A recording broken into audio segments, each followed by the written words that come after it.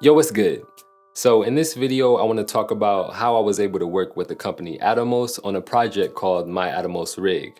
And essentially this project is about how I use the Ninja 5 in my setup. I feel like this is something that could be interesting for y'all because I know as videographers or content creators, we appreciate when companies recognize us and want to work with us.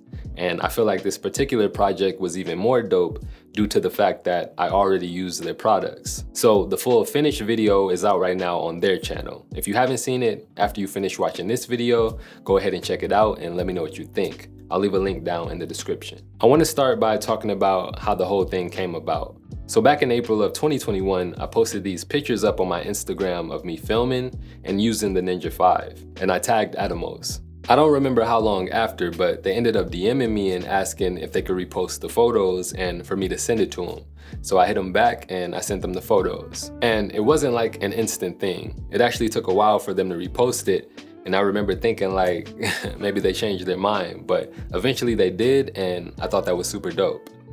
Fast forward like a month later, they actually reached out again, but this time it was for this project, My Atomos Rig. So when you post content to social media, make sure you tag the companies of the products you're using in the photo or video. You never know what's gonna happen, but at least you put yourself on the radar. So with that out the way, I just wanna go over some of the shots we did and take y'all behind the scenes a little bit. So let's start with this shot of the rig. This is a simple setup as far as lighting goes. We just used natural light as well as the 120D Mark II with the softbox on it. I filmed this on the GVM motorized slider that I did a review on a few months ago. This slider is nice because I can control it from my phone and it's just super easy to use. It's come in clutch for me on a few different projects, so for sure check it out. But yeah, we just got a few different angles and that was pretty much it.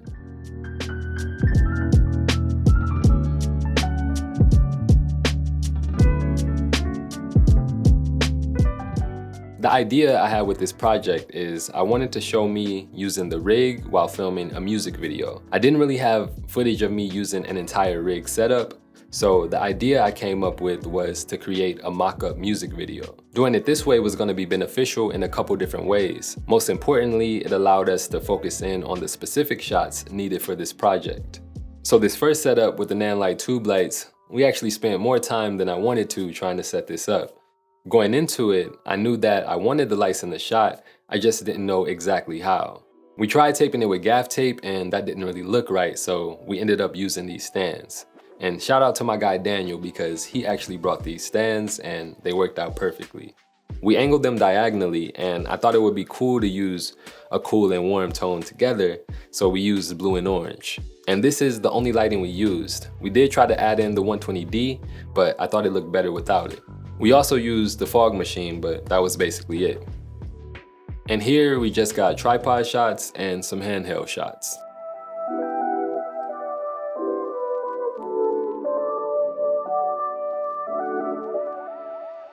With the second look, we actually had to improvise pretty much. I for sure wanted to use the Ronin M because I wanted to show the Ninja 5 on it. So I wanted the setup of the scene to look aesthetically pleasing. So Daniel helped me quickly put together a scene with whatever we had at the location.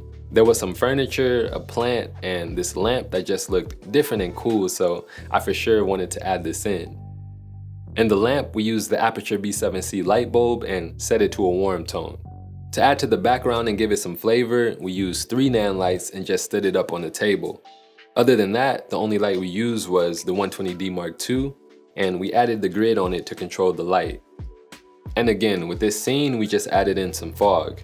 What you'll notice is that we actually intentionally kept some equipment in the shot, like the C-stand for example. I thought it fit the scene and it just added to fill it up.